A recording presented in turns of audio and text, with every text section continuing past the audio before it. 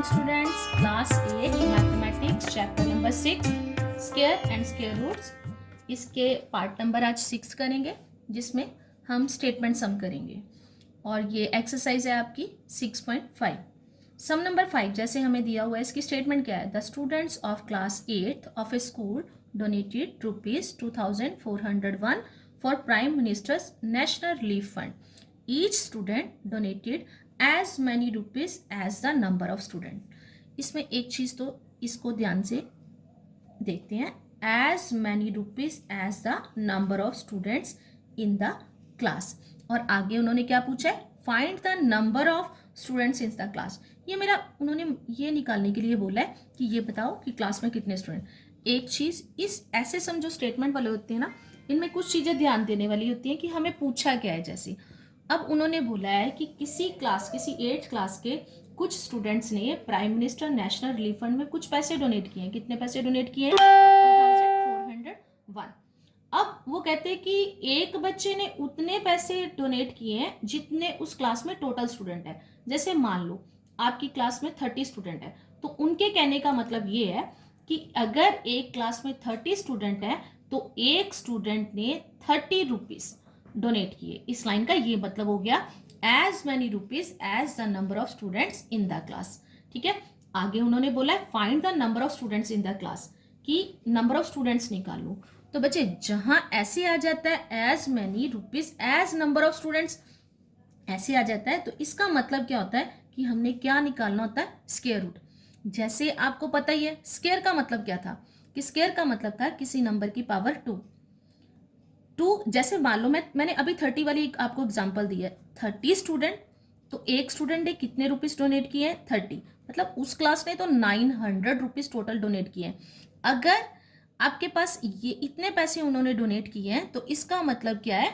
यहाँ दो नंबर मेरे पास सेम सेम आएंगे, पर मैंने एक नंबर ढूंढना है, उसके लिए क्या निकालना पड़ेगा मुझे? Square root. ये बस इस यहाँ ध्यान देने वाली बात है कि अगर कोई ऐसी प्रॉब्लम आ जाती है, वहां उसका मतलब ही होता है कि आपने सम का क्या निकालना है? Square root. अब हम सम को सॉल्व करते हैं। क्या आ गया? Total money donated by the student of class 8। कितने रुपीज उन्होंने डोनेट किए? ₹2401। Money donated by each student in the class. पहले हम ये देखेंगे कि हर बच्चे ने कितने पैसे डोनेट किए। तो मैंने बोला था ना, दो नंबर ऐसे होते हैं मल्टीप्लाई करके ये नंबर आना चाहिए, तो उसके लिए क्या है? Square root. तो स्क्वायर रूट निकालने के लिए मैंने पीछे भी आपको एक रिपीटेड सब्ट्रैक्शन मेथड करवाया। अभी पिछली वीडियो में मैंने प्राइम फैक्टराइजेशन मेथड करवाया। वो मेथड सीखने के लिए तो आपको पिछली वीडियोस देखनी ही पड़ेंगी। और एक चीज और होती है कि कई बार उन्होंने हमें पर्टिकुलर मेथड बोला होता है कि आप स्क्वायर रूट निकालो और उसी मेथड से निकालो। और चाहे स्क्वायर रूट निकालने के हमारे पास तीन मेथड है, पर जो मेथड हमें बोला जाता है हमें उसी से निकालना होता है। इसलिए हमें सभी मेथड करने जरूरी हैं, और उसके लिए अब आपको फिर से पिछली वीडियोस ध्यान से देखनी पड़ेंगी। आज मैं इसका स्क्वायर रूट जो लूंगी वो मैं प्राइम फैक्टराइजेशन मेथड से लूंगी। यहाँ इस नंबर के मैं फैक्टर्स बनाने की, कितने पे जाएगा मेरा? 7 पे। और यहाँ क्या आ जाएगा? 343। फिर से ये 7 पे जाता है ये वाला नंबर, तो क्या आ जाएगा? 49। फिर से ये 7 पे जाएगा 7, और यहाँ 7 1। इसका मतलब अगर मैं इस नंबर का स्क्वायर रूट निकालती हूँ 2401, तो इसका मतलब क्या आ गया? 7। मैं यहीं पे पेयर बना लेती हूँ, मैंने पिछली वीडियो में बताया था। और सिंगल नंबर लिखना है पेयर में से 49। इसका मतलब क्या है कि हर बच्चे ने कितने पैसे, कितने रुपीस डोनेट किए हैं? 49। और यहाँ मैंने अभी ये निकाला है कि कितने रुपीस डोनेट किए हैं, कितने करें? 49। पर मेरे को उन्होंने पूछा क्या था? Find the number of students in the class. तो एक चीज उन्होंने यहाँ बोली हुई है कि जितने स्टूडेंट हैं हर एक बच्चे ने उतने रुपीस डोनेट किए हैं। तो इसका मतलब अब हम क्या लिखेंगे? Therefore number of students in the class equal to 49 students. ये इसका आंसर आ गया। ऐसा ही एक सम मैं आपको होमवर्क के लिए दूंगी, वो सम आपने खुद से निकालना है। उसके बाद हम स्क्वायर रूट निकालने का नया मेथड, लॉन्ग डिवीजन मेथड, जो सबसे इंपॉर्टेंट मेथड है, वो करेंगे। जैसे मैंने अभी जो सम करवाया, ये वैसा ही बिल्कुल सम मैंने आपको होमवर्क के लिए दिया हुआ है। यहीं आपका होमवर्क ख़त्म नहीं होता। इसके बाद मैं अगले मेथड से स्क्वायर रूट निकालना बताऊंगी, और उस मेथड का जो होमवर्क है वो मैं लास्ट में दूंगी। और इसलिए वीडियो को एंड तक जरूर देखा करो, क्योंकि मैंने बीच में 2 बार होमवर्क दिया होता है। एक बार जैसा सम करवाती हूँ उसके साथ में वैसा ही होमवर्क दे देती हूँ, ताकि आपको कोई कन्फ्यूज़न ना हो। और वीडियो को एंड तक जरूर देखा करो। और जिन्होंने पिछला काम नहीं किया वो पिछला काम भी पहले अपना कंप्लीट करेंगे।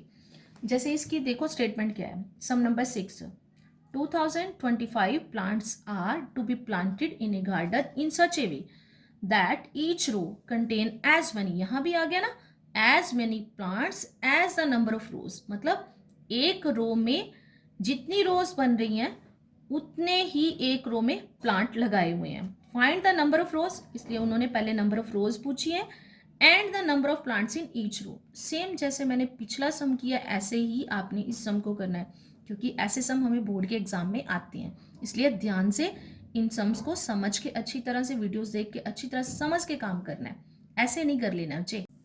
अब बच्चे जैसे मैं इसमें अपना नया टॉपिक ले रही हूँ, वो आपकी एक्सरसाइज 6.6 भी आ जाएगी, जिसमें यहाँ क्या है, square root by division method. इससे पहले मैंने 2 मेथड किए, एक रिपीटेड सब्ट्रैक्शन मेथड, दूसरा प्राइम फैक्टराइजेशन मेथड, और ये मेरा तीसरा मेथड आ गया डिवीजन मेथड। अब इसमें स्टेटमेंट हमें कैसे दी होती है, find the square root of each of the following number by division method. अब पिछले में देखो, उसमें उन्होंने बोला था प्राइम फैक्टराइजेशन मेथड से, और उससे पिछले वाला जो मैंने सम दिया था उसमें मैंने लिखा था कि रिपीटेड सब्ट्रैक्शन मेथड से। हर बार स्क्वायर रूट निकालने के लिए मैंने मेथड का नाम लिखा था कि इस मेथड से ही निकालना है।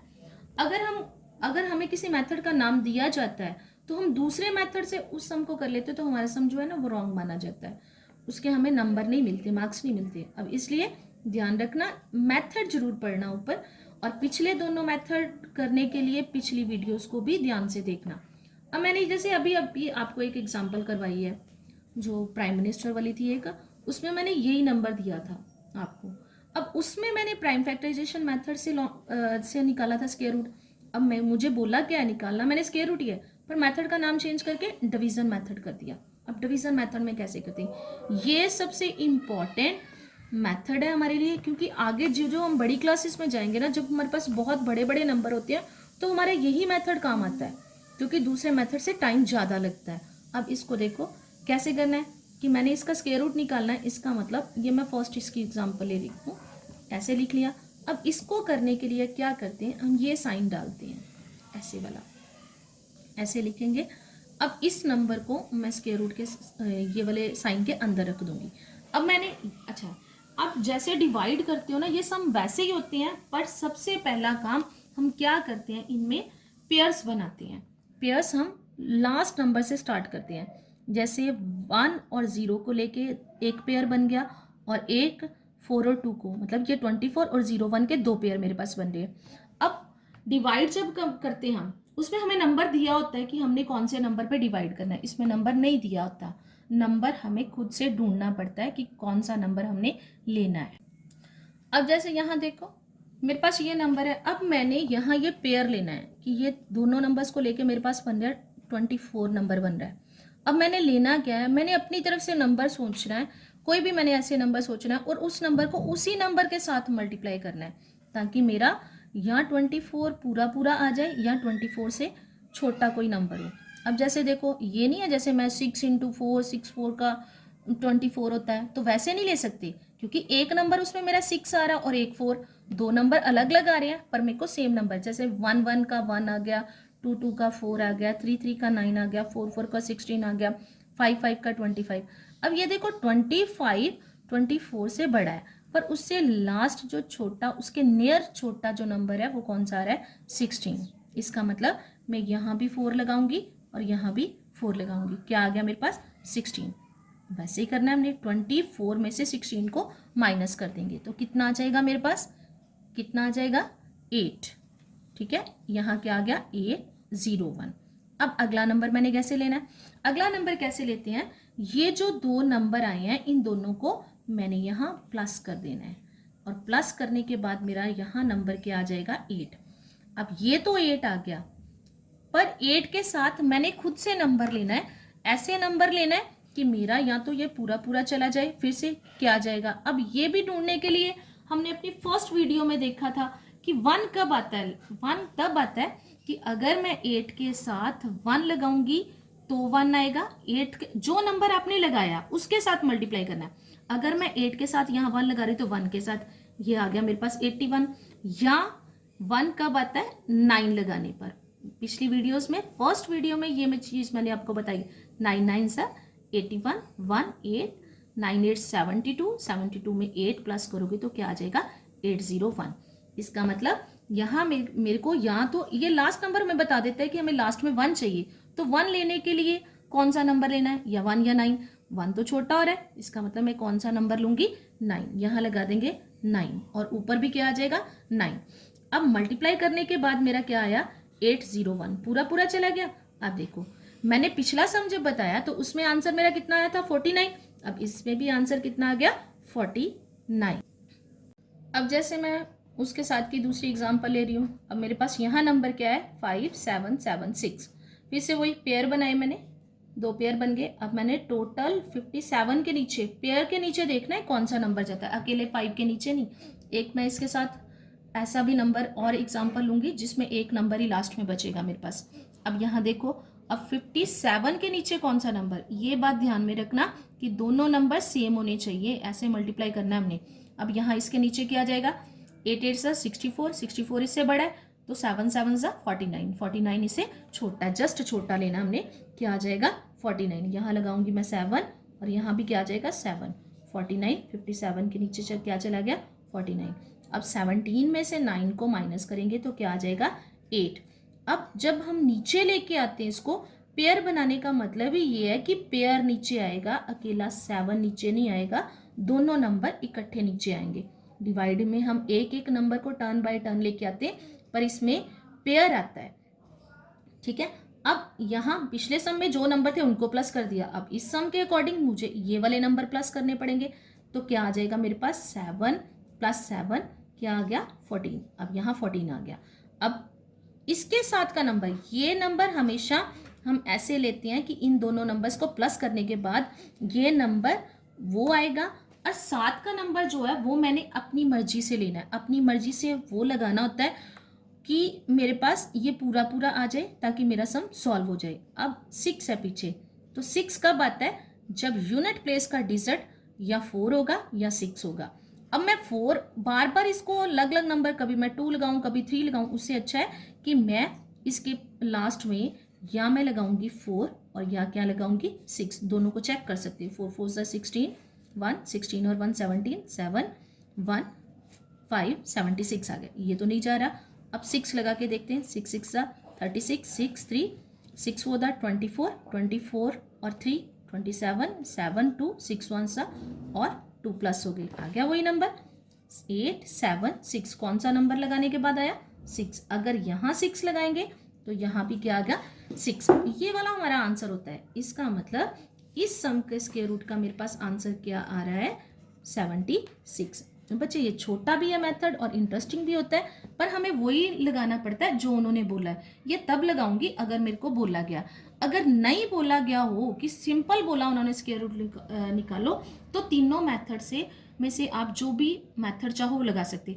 पर रिपीटेड सब्ट्रैक्शन मेथड जो होता है ना वो लेंथी होता है, वो नहीं लगाना। अब जैसे इसकी थर्ड एग्जाम्पल, ये मैंने नंबर क्यों लिया है, इसमें देखो अगर मैं पेयर बनाऊंगी, हमेशा पेयर लास्ट नंबर से स्टार्ट करते हैं हम। ये तो पेयर बन गया, अब यहाँ 5 अकेला बच रहा है। पिछले जो मैंने 2 सम लिए उनमें पेयर ही बन रहा था, पर वहाँ यहाँ पेयर नहीं बन रहा, यहाँ 5 अकेला है। तो पहले क्या करना होता है, अब हमने अकेले 5 को सॉल्व करना है। अब मैं ये देखूंगी कि 5 के नीचे कौन सा नंबर आएगा, स्टेप मैंने वैसे ही फॉलो करना है। अब देखो अकेले 5 को सॉल्व करने के लिए 1 1 सा 1, 2 2 सा 4 और ये 9 बड़ा हो गया, तो इसका मतलब यहाँ क्या आ जाएगा 2 और ऊपर भी क्या आ जाएगा 2 और यहाँ क्या आ गया मेरे पास 4। अब एक ही नंबर आएगा, 5 में से 4 गए 1 और ऊपर से वैसे ही पेयर नीचे आ गया। अब 2 + 2 कितना आ गया। अब यहाँ मेरे को बार बार लिखने की जरूरत नहीं है, मैं वैसे ही सिंपल इन नंबर्स को प्लस करके सीधा यहाँ लगा सकती हूँ। क्या आ गया मेरे पास 4। अब अगला नंबर आप सोचो क्या लेंगे हम, 9 कब आता है? 7 या 3 पे। अब मेरे को 4 के साथ 3 लगा के पहले मैं चेक करूंगी, 3 3 सा 9 और 129 आ गए। ये तो 3 पे आ गया, तो यहाँ लगा देंगे 3, यहाँ भी आ जाएगा 3, 129। ये पूरा पूरा सॉल्व हो गया और मेरे पास इस सम का आंसर क्या आ गया? 23। अब इसके साथ का ही आपको मैं होमवर्क दे रही हूँ, जो आपने अपनी होमवर्क कॉपीज पे करना है।